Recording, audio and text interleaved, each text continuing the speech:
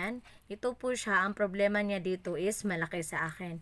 Kaya tanggalan po natin siya. So, tanggalan ko siya ng, hindi, lagpas pa pala.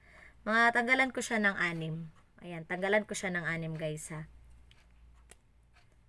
Tatlo. Tatlo dito sa kabila, tatlo naman dito sa kabila. Pag mag-repair kayo ng relo guys, siguraduhin nyo na nakikita nyo naman ito dito na side, 'di ba? Parang medyo malalim siya, 'di ba? Mas malalim ito siya kaysa dito sa kabila. So, magpukpukin nyo is dito na banda kasi mas mabilis siyang lumabas yung lock niya. Ayan.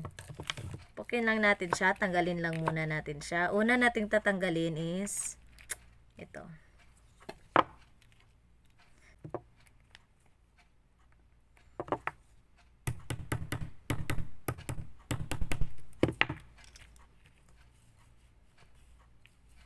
Ayan, nakikita nyo, nakausli na siya.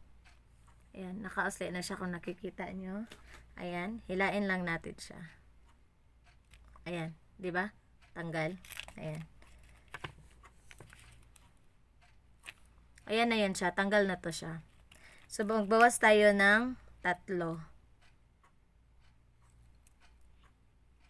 Ayan, magbawas tayo ng 3. Tapos itong kinuha natin, ito tinanggal natin is, ibabalik lang din natin. Madali lang guys, madali lang ang mag-repair ng relo. Kaso kasi, pag pupunta pa kayo sa shop, mas mahal na ang bayad doon. Mas mahal na ang bayad guys. Ayan, palitan natin kasi medyo malaki siya. Palitan natin siya ng ito. Kasi mas malaki siya eh. Ayan.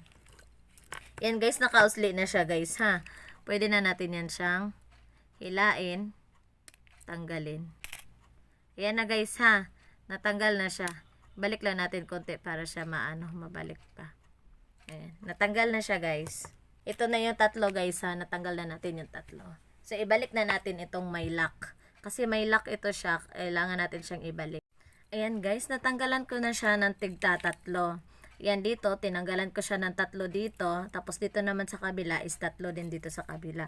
Ayan, 6 lahat yung natanggal ko. Ayan.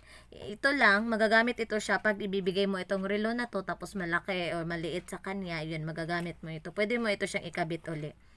Ayan. Itabi mo lang siya para kung sakaling may bigyan ka at maliit sa kanya, pwede mo siyang ibalik. Ganun lang kasimple guys. Pukpukin nyo lang ganan. Okay, sukat na natin.